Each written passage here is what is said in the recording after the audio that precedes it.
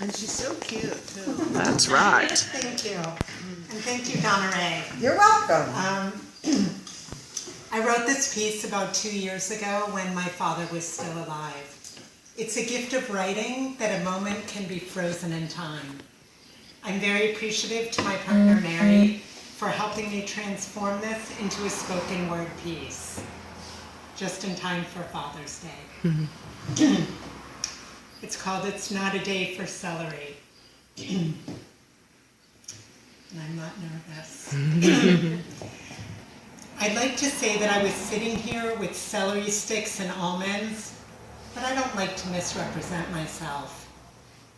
They were fun-size M&Ms.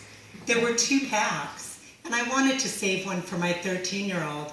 But come on, almost all the pieces of candy were gone in one fell swoop. The celery remains in the kitchen, in the bag, waiting to be washed and cut. This week has sucked me dry, depleting the charge in my battery. My heart aches over my father's situation. Degenerative muscle disease is no light diagnosis, nor is there recovery. It's all about the worsening condition of his medical state.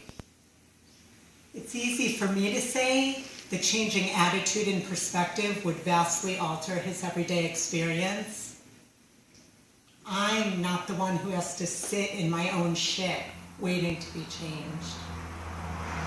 I'm not the one unable to take a walk outside to let the freezing Chicago air hit my face in the winter, or enjoy my 10 minutes of sun on the second floor deck in my high-rise apartment.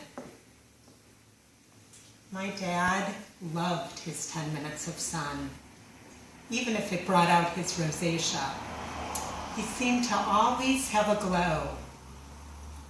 Now it takes a skilled caregiver to be able to transfer his wasting body out of bed into his wheelchair, and many of them can't do it without hurting him.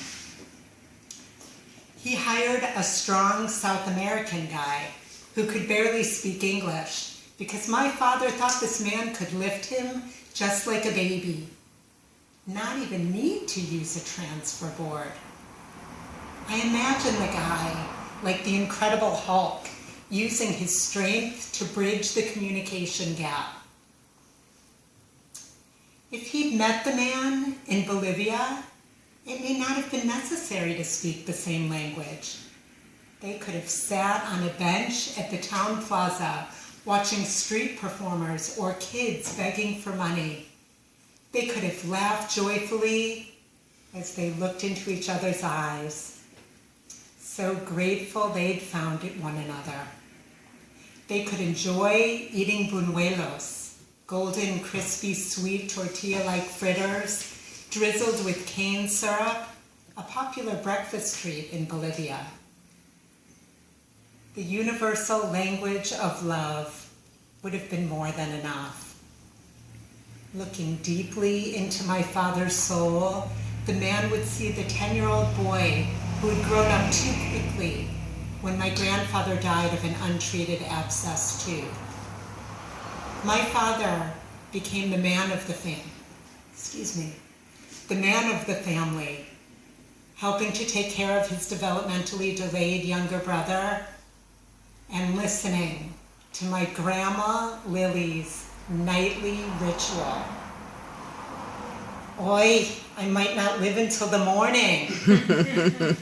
Anybody like her who was buried alive as a teenager would surely carry that fear of death through her life. The Bolivian man would understand my father without explanation or translation.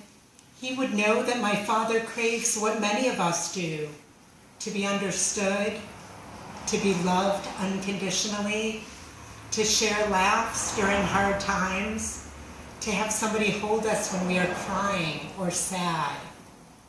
My dad especially appreciates company to watch the State of the Union address instead of the Super Bowl. It doesn't matter that my father isn't gay. One of his most interesting relationships is with one of his current caregivers, an African-American man in his 50s with terrible teeth, yet a smile that brightens the room. He is